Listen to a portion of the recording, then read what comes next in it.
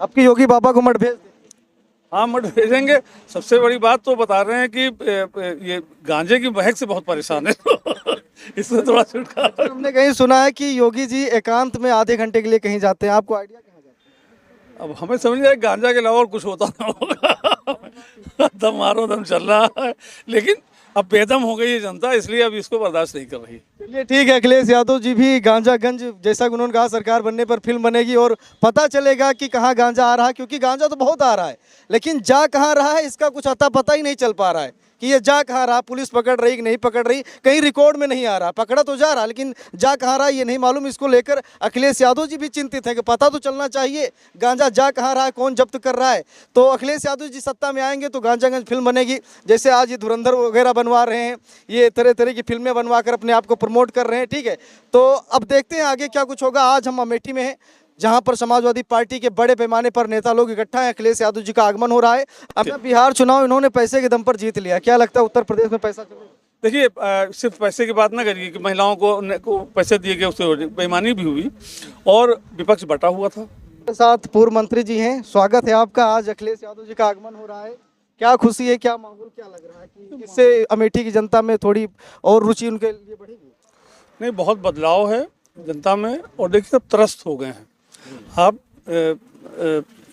आलू की टिक्की है, गोलगप्पे हैं, कभी कभी खाया जाता है तो उसका आनंद होता है, जब सुबह शाम खिलाए जाने लगे तो पेट खराब हो जाता है। ये उन्माद की राजनीति धर्म के नाम पर, जात के नाम पर जो भाजपा कर रही है, अभी अति हो गई। ना महंगाई पे कंट्रोल है, ना और गुंडे। अभी बात हो रही थी कि सपा आ जाएगी तो गुंडा, इससे बड़ा गुंडा राज कौन चला रहा है? योगी जी से बड़ा गुंडा राज कौन चला रहा है कि पुलिस की कस्टडी में लोग मार दिए जाते हैं। इससे ज़्यादा खराब स्थिति नहीं हो सकती है, जेल के अंदर लोग मार दिए जा रहे हैं। तो ये गुंडा राज है। सपा के शासन आएगा, माननीय अखिलेश जी का शासन आएगा तो सब एक बराबर होंगे, कोई जात का, धर्म का कोई भेदभाव नहीं होगा। और जब सामान्य स्थितियाँ होती हैं, शांति होती है, तभी देश प्रगति करता है, प्रदेश प्रगति करता है। तो वो अखिलेश जी के मुख्यमंत्री बनने पर ही संभव है। अच्छा, बहुत बड़ा ये आरोप लगता है, मैं आपसे पूछना चाहूँगा क्योंकि आप समाजवादी पार्टी से हैं, मुसलमान भी हैं और देश की सेवा श्रद्धा में आप कमी नहीं रखते हैं, आप बेबाक बोलते हैं, लेकिन ये जो टैग लगता है कि मुसलमानों का ही बोलबाला होगा सपा में, तो इस पर आप क्या टिप्पणी करेंगे? ये संभव ही नहीं है, ये संभव ही नहीं है। समाजवादी पार्टी और उसके राष्ट्रीय अध्यक्ष माननीय अखिलेश यादव जी का जो मैसेज है वो सबके लिए है, वो चाहे मुसलमान हो, चाहे यादव समाज से हो, चाहे किसी अन्य समाज से हो, पीडीए के या पीडीए के बाहर के भी जो समाज है, कि यहाँ पर कोई भी ऐसा हरकतें नहीं बर्दाश्त की जाएंगी जिससे समाज में वैमनस्यता हो, समाज में दूरी पैदा हो या समाज में अमन और शांति और भाईचारे में रुकावट बनने वाला कोई भी कार्य नहीं किया जाएगा। जो ये आरोप लगा रहे हैं, देखिए ये मुसलमान करके जो भाजपा मुझे कर रही है, देखिए हर चीज़ की एक सीमा होती है। अब ये अपने चरम पे पहुंचे हुए हैं।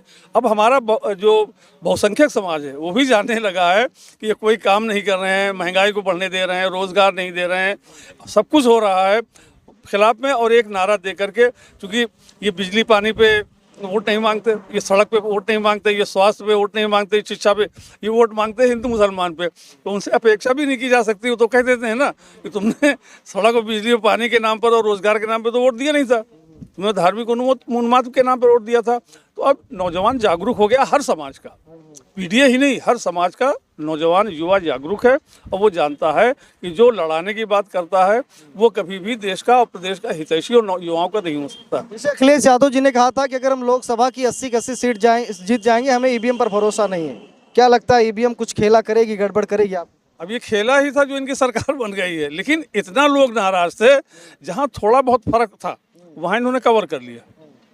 लेकिन जहाँ ज़्यादा जनता इतना नाराज हो गई थी, जहाँ पे इतना ज़्यादा विरोध था, वहाँ पे इनकी बेईमानी भी दब गई नीचे। बिहार चुनाव इन्होंने पैसे के दम पर जीत लिया, क्या लगता है उत्तर प्रदेश में पैसा चलेगा? देखिए, सिर्फ पैसे की बात ना करिए कि महिलाओं को पैसे दिए गए, उससे बेईमानी भी हुई और विपक्ष बटा हुआ था।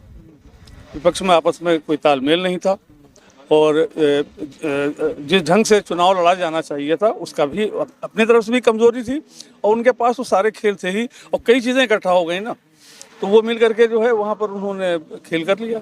यहाँ पीडीए प्रहरी, पीडीए के लोग इतना तैनात बेईमानी नहीं कर पाए, यहाँ नहीं पाएगा। देखिए, जिस ढंग से, जैसे कि इन्होंने वोट काटे अभी, बहुत ज़्यादा नहीं काट सके। लोग जागरूक थे। हमारे राष्ट्रीय अध्यक्ष जी ने पूरी टीम को सक्रिय कर दिया था। हमारे ज़िले में जिलाध्यक्ष जी, उनकी पूरी टीम सक्रिय थी, तो उस ढंग से वो कर नहीं पाए जैसा चाहते थे। नंबर एक बात, ईवीएम से जो करते हैं उसके बारे में हमने काफ़ी कुछ जानकारी की है। हर मशीन का अलग से ही ऑपरेट हैक किया जा सकता है, एक साथ नहीं किया जा सकता। तो 2, 4, 6, 10 कर लेते हैं, लेकिन नाराजगी उससे कहीं ज़्यादा है। तो इसलिए ये इनका एक खेल चलने वाला है। अमेठी में समाजवादी पार्टी के नेताओं कार्यकर्ताओं में एक जोश और उमंग देखा जा रहा है। अब देखते हैं 27 में बनेगी किसकी सरकार। आप लोग कमेंट करके जरूर बताइएगा। बहुत बहुत धन्यवाद।